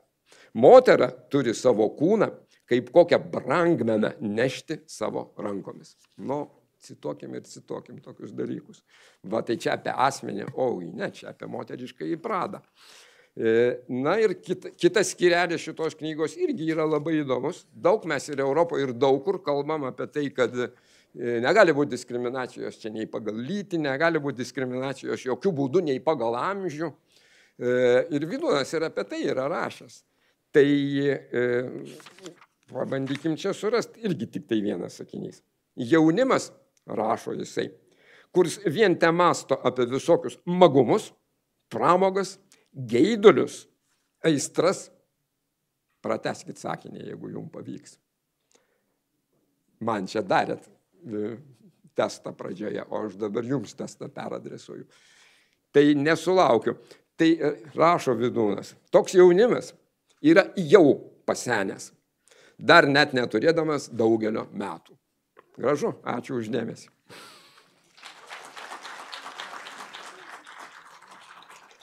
Labai dėkoju jums. Kaip visada, mokslas, atradimai ir tas gražus humoro jausmas lydi profesoriaus Liudo pranešimus.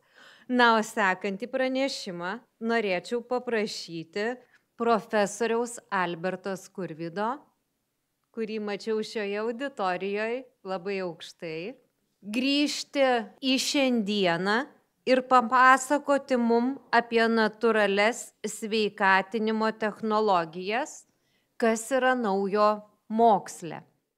Sveiki, su malonumu pasidalinsiu apie tai, ką mokslininkai dabartiniu metu tyrinėja ir kas yra topai sveikatos moksle. O topai pagal tai, kokie geriausi žurnalai, kur didžiausius reitingus turi ir kokie moksliniai straipsniai gauna didžiausius apdovanojimus, citavimus iš sveikatinimo mokslo srities. Įdomių dalykų. Parinkau labiausiai cituojamos ir geriausio mokslo žurnalo 10, tai nieko nelaukęs ir pristatysiu, kuo kvėpuoja šiuolaikinis pasaulio mokslas ir tikiuosi, kad tai taip pat padės ir mums šiek tiek susigaudyti ir apie dabartį. Vienas iš geriausių pasaulio mokslo žurnalų, Britų medicinos žurnalas, pakliūna į pirmą 5 elitų elitas, labai sunkiai pakliūti tokius žurnalus. Visiškai neseniai 23 metais publikavo super mokslinį straipsnį, kaip apsaugoti vyresnio amžiaus žmonių atmintį, smegenų sveikatą. Tiesiog kompleksas veiksnių. Ir tūkstančiai žmonių ištirta, ne taip, kad 1, 2 arba 10, ne taip, kaip atrodo, bet tiesiog kaip yra, ką rodo moksliniai geri tyrimai. Pirmiausiai, sveika mityba, apie tai labai daug prirašyta. Toliau fizinis aktyvumas, naujos rekomendacijos išleistos visiškai neseniai pasaulio sveikatos organizacijos. Toliau socialinis aktyvumas, labai paprasta, nors pakankamai medikai neįsileisdavo dar tokio veiksnio. Toliau kognityvinis aktyvumas, na ir be abejo klasika, niekad nevartok alkoholio ir nerūkyk. Tiesiog ko kvėpuoja kompleksinis sveikatinimo mokslas, kur pakliūna į elitinius žurnalus, kur ištirta apie 300 000 žmonių vyresnio amžiaus tarpsnių ir tai veikia, tai smegenų sveikatą gerina.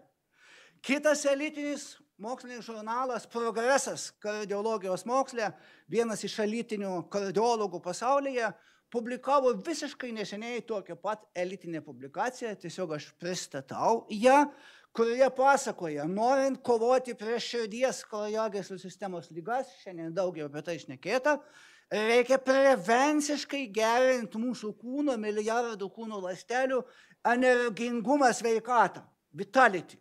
Ir norint ją gerinti, įrodymai, 100 000 jau yra empirinių duomenų žmonių ištirta, kad tai vienareikšmiškai veikia mitybą, tai vienareikšmiškai veikia jėgos pratimai, būtinai savaitę 2 kartus atlikti jėgos pratimai, vienareikšmiškai aerobiniai pratimai, tie 10 000 žingsnių per dieną, iš kurių 3 000 spėrių tempu, visa klasika, vienareikšmiškai miegas, svarbu nueiti laiku miegoti, 23 valandą suaugusiems ir vaikams 22, puikių įrodymų. Ir žiūrėkit, nauji dalykai, kur anksčiau medicinos pasaulyje nelabai jie būdavo svarbus, o dabar taip.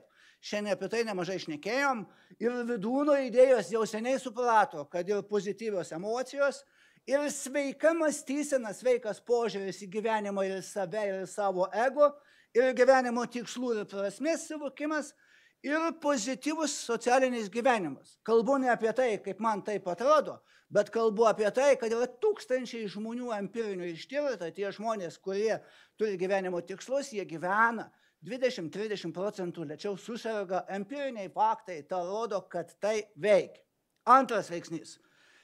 Elitinis pasaulio mokslo žurnalas, kuris užima 2 vietą pagal visų elitų, labai sunku jį pakliūti, milžiniška garbė, Lancet, publikavo visiškai neseniai pačią naujausią publikaciją, kaip žingsnio kiekis, matote apačioj, žingsnio kiekis, ištirta daugybė tūkstančių žmonių, įtakoja mirtingumą nuo visų lygų, yra žymiai, aišku, detaliau išnagrinėta, kaip veikia žmonėm raudonas jaunesniem kaip 60 metų ir mėlynas, matot, žmonėm vyresniem kaip 60 metų. Išvada paprasta empirinė iš daugybė šimtų tūkstančių žmonių rodo, kad, pavyzdžiui, žmonės, kurie nueina per dieną nuo 6 iki 9-10 tūkstančių žingsnių, jų mirtingumas per 10 tirtų metų buvo mažesnis apie 5 kartus lyginant su tai žmonėm, kurie nuėjo apie 1000 žingsnių. Tai veikia. Mirtingumas sumažėjo apie 4-5 kartus ir ne 10, ne 20 žmonių. Tai veikia. Tai veikia. Tiesiog aš norėjau parodyti, kad tokie vis tikslina ir kad vienas fiziškai aktyvus žmogus sutaupo medicinai dar kartą patikslinta apie 3000 eurų per metus. Kaip nesutaupys? Nes matot, vienareikšmiškai tai sumažėjo mirtingumas, mažiau reikia gydytis. Pasaulio sveikatos organizacija 2020 metais pagaliau atnaujino savo rekomendacijas, kiek reikia judėti žmonėm, kad būtų viskas paprasčiau, žingsnių kiekiai. Neturiu laiko pristatyti, kiek 4 metų, 6 metų berniukams, kiek paskui 6-11 metų, matot žingsnių kiekius, viskas sukasi nuo 10 iki 15 tūkstančių žingsnių, tame tarpe ir senjoram, kuriems daugiau kaip 65 metų, tame tarpe ir žmonėms sergantiems daugybę lėtinių lygų, kas tuo tarpu medikai dar nelabai to nori priimti, nes galvoja, kad jiems to nereikia. Tiesiog ir jiem. Ir labai svarbus dalykas, kaip sakiau, kad iš tų 10-15 tūkstančių žingsnių priklausomai nuo amžiaus spėrių tempų ne mažiau kaip 3000 žingsnių. Būtų laiko, papasakočiau apie pulsą, apie zonas ir taip toliau. Tai dabartiniu metu mokslas turi tam puikių įrodymų. Na, o elitas judėjimo moksle būtų labai įdomu, yra, kai Vidūnas dabar būtų gyvas ir pamatytų, kad, žiūrėkit, mokslininkai sugebėjo, kai atrasti, kai žmogus juda, žmogaus raumenys pagamina apie 1000 natūralių vaistų, miokinų, kurie per visą mūsų kraujotakos sistemą aplanko visus pagrindinius organus ir galvos smegenyse atstato neuronus, kurie nuo stresų žūna, yra blogus riebalus iškrapšto, imuninė sistema stimuliuoja antinksčius, žarnyną, kaulus, kasą, kepenis.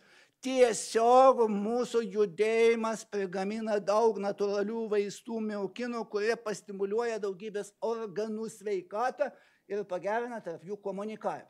Toks yra šiuolaikinis biologinis judėjimo pagrindimas. Judėjimas, jeigu jūs sėdit, jūsų fabrikas miokinų gamybos yra uždarytas, aš stoviu šiek tiek atidarytas.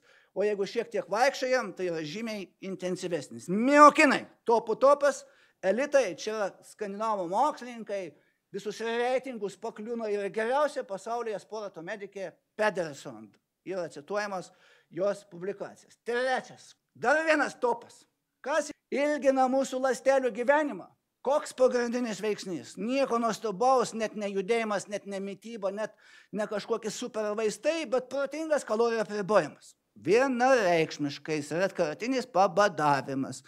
Ir molekuliniam lygmenyje pabadavimas daugybė veiksnių uždegimus mažina, prigamina daugybę reikalingų molekulių, neleidžia vėžinėms ląstelėms labai intensyviais tempais augti. Vienu žodžiu puikiausi įrodymai. O lyderis į pirmąjį 10 pasaulyje, aplamai medicinos pakliūna Markas Matsonas, šitas mokslininkas. Žvaigždė ir jo publikacija 12 metais yra labiausiai cituojama 100 000 kartų, kuris aiškiai parodė, kad judant mes prigaminam daug miokinų, kur atnaujinam galvos smegenis, mąstant, mokantis kažką įdomaus, analizuojant, protaujant, prigaminam taip pat miokinų, kur atnaujina galvos smegenis, ir retkarčiais pabadaujant, taip pat prigamina miokinų, kur atnaujina galvos smegenis. Kompleksas. Fiziniai pratimai, mąstymas ir retkartinis pabadavimas, sinergiškai reikia dar ištyrinėti, dar geriau veikia mūsų galvos smegenų sveikatą. Ketvirtas. Šiandien miegas jau pakliūna į 8 pagrindinių veiksnių įtakojančių sveikatų. Visiškai neseniai. Miegas, pilnavertis, 7-8 valandos. Ypač svarbu žiūrėti, kad nueit laikų miegoti, nes Nobelio premija gauta visiškai neseniai, kad yra autofagija ląstelių valytoja, už ją gauta Nobelio premija, ateina į mūsų kūną, kai mes nueinam miegoti. Į milijardus kūnų ląstelių prasideda valymo procesas, jeigu mes nueinam laikų miegoti. Jeigu nenueinam laikų miegoti, valytoja atėjusi 23 valandą, jeigu mes nemiegam, išėjo, sako, jūs manęs nelaukėt. Ir rytmetį atsibundam, smegenys neišvalytos, kūnas neišvalytas, prasideda uždegiminiais procesai, o ten, kur uždegimai, patys puikiai žinot, organizmui nėra ką veikti. Dar kartą vieną įrodymą puikų rodau, kaip miegas yra milžiniškai sukelia mums problemų. Tiesiog nesitikėjau rasti tokių gausybės tyrimų, kur rodytų. Jeigu išvažiuoji į gatvę naktį įsimiegojęs tik mažiau kaip 4 valandas, tai rizika, kad sudarysi avariją, pats pakliūsi arba kitiems padidės ne 1, ne 2 kartus, ne 20, ne 30%, bet 11,5 kartų. Abejoju, ar išgėręs didesnį riziką sukuria negu tas žmogus, kuris neįsimiegojęs. Tam ir sporte, ir visuose kituose veiksniuose, tik jeigu neišsimiegojęs, turėsi ypatingų Nobelio premijos gautos iš medicinos visiškai neseniai, kad miego metu mūsų galvos smegenys nemiega, bet viską dėlioja į pagrindinės lentynas. Jeigu vaikai blogai miega, nenueina 22 valandą miegot, nesitikėkim, kad jų atmintis gerės, nesitikėkim, kad jie mokymosi rezultatai gerės. Miegas yra vienas iš svarbiausių, geras miegas, determinantų vaikų psichiniai sveikatai. 5. Vienas iš įdomiausių mokslinio tyrimų, Science elito žurnalas, kur svajonė kiekvienam pakliūti jį, palyginti neseniai publikavo, kas įtakoja mūsų galvos smegenis. 100 milijardų neuronų turim, patiriam stresą, galim milijonų mes netektų neuronų per dieną. Stresas pirmiausiai naikina mūsų smegenis. Stresas, baimė, nerimas. Toliau 3 pagrindiniai veiksniai, kurie gerai įrodyti atnaujina mūsų smegenis. Judėjimas, nei per didelis, nei per mažas. Mokymasis, visą gyvenimą, žinių mokymasis. Ir 3 veiksnys – kontaktavimas su įdomia aplinka. Per ausis, per akis, per lietimą, per kuo daugiau sensorinių kanalų, kuo didesnį įvairovę aplinka. Nuo gamtos iki jūros, ir iki tylos, ir nuo sniego iki tam tikros gėlės ir taip toliau. Mano tyrimai su mano kolegom aiškiai parodė, kad jogos metu mes prigaminam rekordiškai labai daug, mes daug netyrinėjom, tik tai jogo pagrindinai. Tokio miokino, kuris yra pats geriausias stimuliatorius mūsų galvos smegenų atsinaujinimui. Miokina BDNF. Šitą mūsų publikaciją taip pat yra, turiu pasigirti, viena iš įdomesnių, nes mes pastebėjom, kad jogos, o paskui taikėm kitus ištvermės jėgos pratimus, jie visiškai net BDNF sumažino, tiesiog reikia nei per daug, nei per mažai, norint dirbti, kad mes pastimuliuotumėm galvos smegenų sveikatą. Šitas tyrimas yra labai elitinis, nes ištirta daugiau kaip 1 milijoną žmonių, vėl Lancetas, elito elitas, yra 2018 metais psichinė sveikata žmonės, kai ištyrė 1,2 milijonų, atrado žmonės, kur mažiausiai serga psichinė sveikata. Tie, kurie per dieną juda apie 45 minutės, nesvarbu kokia judėjimo forma. Juda apie 45 minutės ir per savaitę apie 3-5 kartus. Tai veikia psichiniai net sveikatai. Rodau tokių tyrimų ant pirštų suskaičiuosim, kur milijonai, kur būtų labai detaliai ištyrinėti. Einu prie mitybos super maisto produktų medžiagų atrastų, kurie taip pat kovoja labai gerai prieš uždegiminius procesus. Vienareikšmiškai uogos ir jų karalius yra atrasta. Šilauogė kovoja prieš uždegimus. Matot, very strong įrodymai moksle. Šilauogės, kurkuminas, very strong. Matot, kokie super veiksniai. Labai yra efektyvios medžiagos, kurios super. Tos medžiagos užtikrina, jos yra kaip vaistai, kaip judėjimas miokinas, taip mūsų tos medžiagos, super medžiagos, kurios ir smegenų sveikatą, ir kaulų sveikatą, ir odos, ir genų, matot, genoms neleidžia sukipti. Ir mitochondrijas padaro sveikesnės, ir oksidacinį stresą, ir alyvuogių aliejus.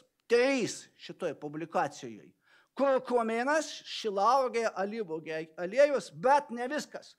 Dar didesnis topas dabartiniu metu yra moksle, dar daugiau įrodymų, dar daugiau citavimų, dar daugiau pagirimų ir veikimų apie kvarcetiną. super gera natūrali medžiaga, ji kovoja prieš daugybę, matot, ir prieš vėžį, ir prieš uždegimus, antibakterijas, ir dozės nustatytos, kaip tai veikia. Kvarcetinas vaisiuose ir daržovėse, matot, kur jo yra. Kvarcetinas, dar geresnis už kvarcetiną, be abejo palikau paskutinį patį geriausią.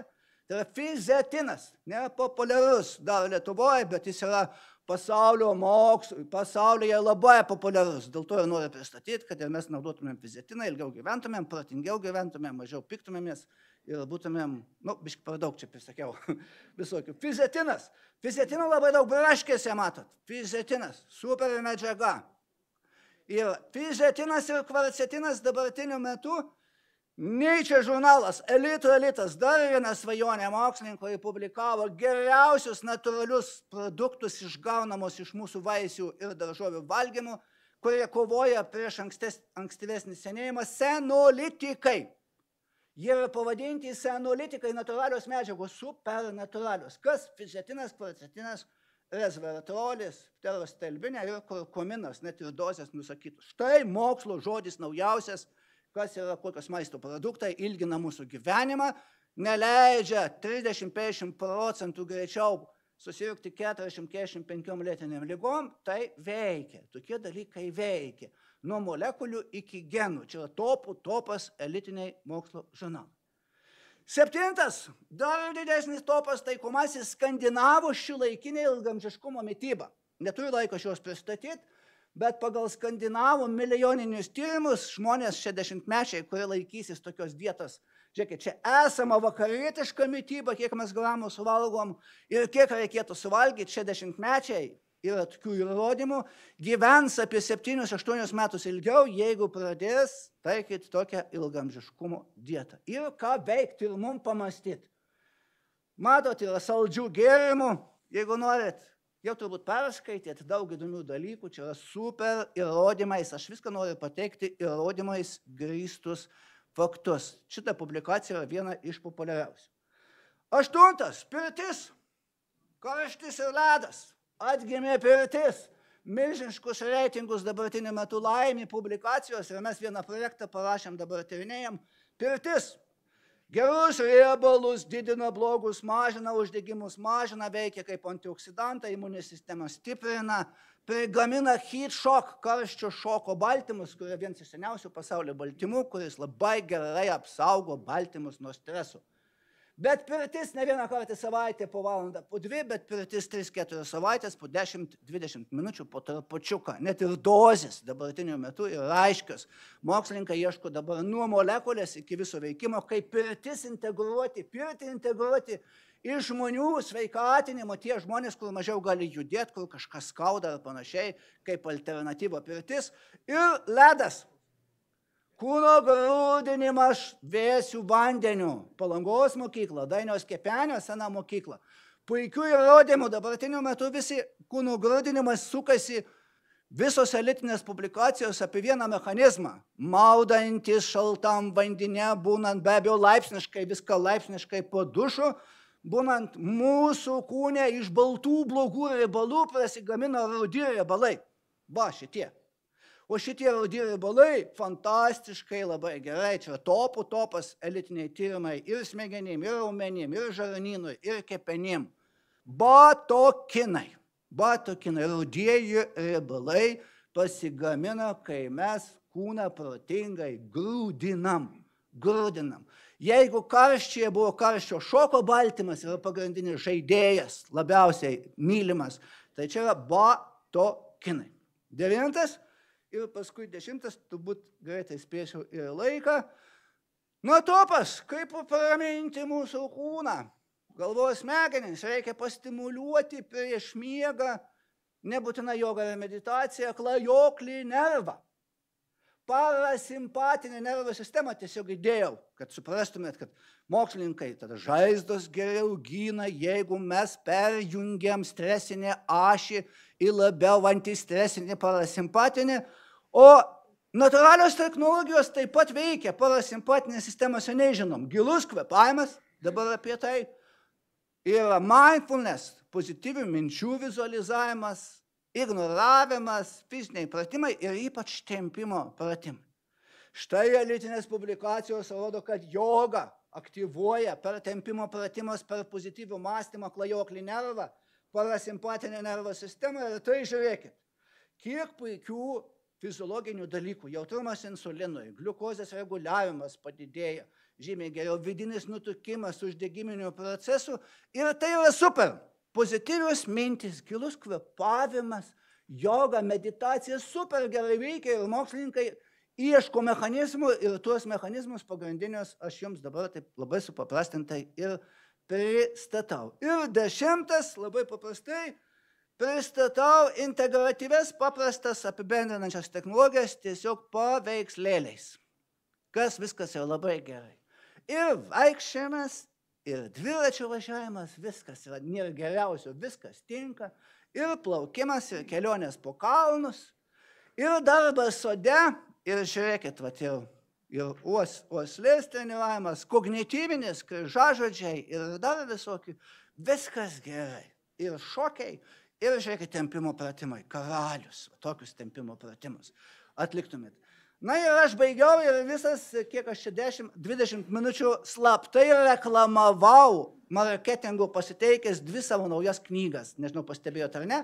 Va, tokias knygas. Dabar ką tik parašiau ir apie tai, ką viską šnekėjau, esu sudėjęs ir rytmečio užrašuose, ir mano, tikiuosi, nesibaigiančiuose moksluose. Ačiū uždėmesi. Ačiū Jums tikrai. Ir norėtųsi mūsų scenoje matyti profesorę Aušrą. Profesorė Aušra Martišiūtė Linartienė yra Vydūno draugijos pirmininkė, Lietuvių literatūros ir tautosakos instituto direktorė. Taigi, profesorė Aušra. Na, ponai profesoriai ėjo su skaidrėmis, ponė profesorė atėjo su gėlių puokšte. Na, iš tikrųjų, kaip supratau, tai reikia gyventi taip, kad gyventi būtų gera, o kaip sakė Vydūnas, prasmingas gyvenimas yra mūsų sveikatos pagrindas. Ir aš pati žiūrėdama į laikrodį matau, kad man liko tik 5 minutės, nes 12 valandą turime eiti gerti kavos ir pailsėti prieš jau rimtą darbą. Taigi aš taip ir padarysiu savo išmintį apie Vydūną globaliame pasaulyje, pasiliksiu vienai iš sesijų, per diskusiją apie tai kalbėsiu, bet iš tikrųjų, kas, jeigu rimtai, tai kas man atrodo yra labai svarbu ir kur mes turėtume Vydūną visur išnaudoti, tai jo tautos samprata. Vydūnas neuždaro mūsų konservatyviai tautoje. Jisai tarsi daro tam tikrą tokį bokštą su pamatu, tai yra žmogus savo, toliau mes matome statinį žmogus tautai ir žmogus žmonijai.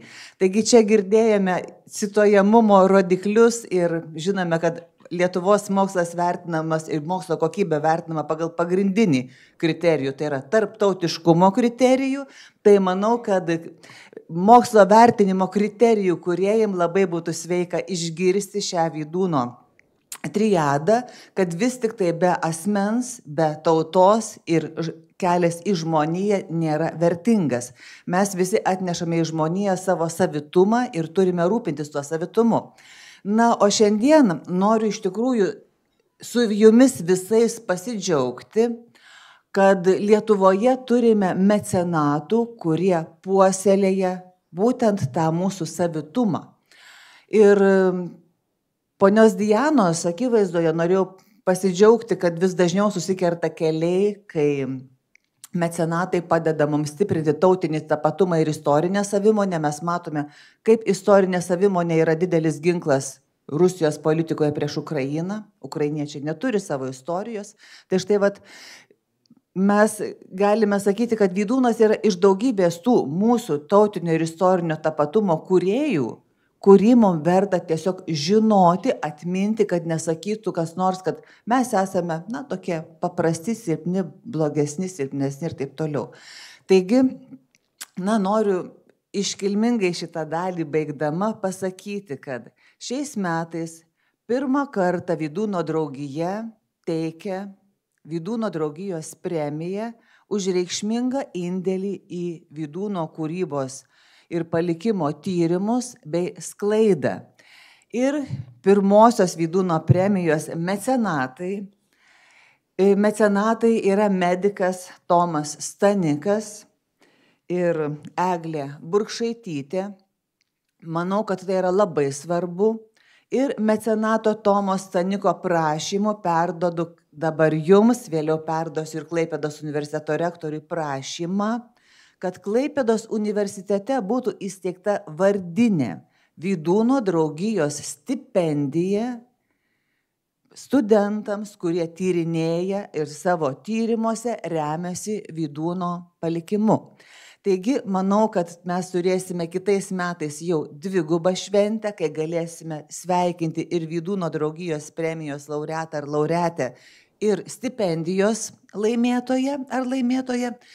O dabar paskelbiu, kad pirmąją Vydūno draugijos premijos laureate tampa Rima Palijanskaitė, rašytoja, kuri per pastaruosius 2 metus išleido 3 knygas, kuriuose šiuolaikiniam skaitytojui adaptuoja Vydūno tekstus ir paskelbė 3 knygą, kurią sudaro jos jau originalų straipsniai, būtent jos pavadinimas yra Vydūno sveikatos psichologijos akiračiai. Knygos, kuriuose šiuolaikinė kalba pateikiami Rimos atrinkti tekstai iš Vydūno palikimo ir apie gyvenimą ir sveikatą, bei kaip tapti saulėtų žmogumi, antroji papildyta ir pataisyta laida. Taigi pasveikinkime Rimą ir palinkėkime jai tolimesnių prasmingų tyrinėjimų.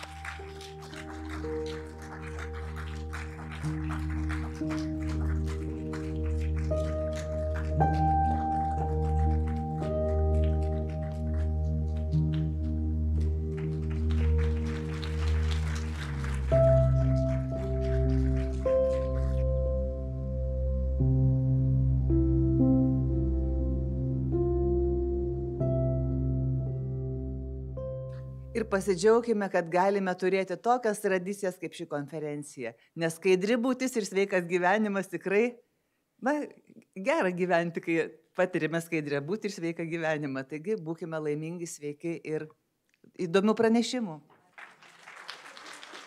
Labai dėkoju visiems dalyvavusiems pirmoje dalyje.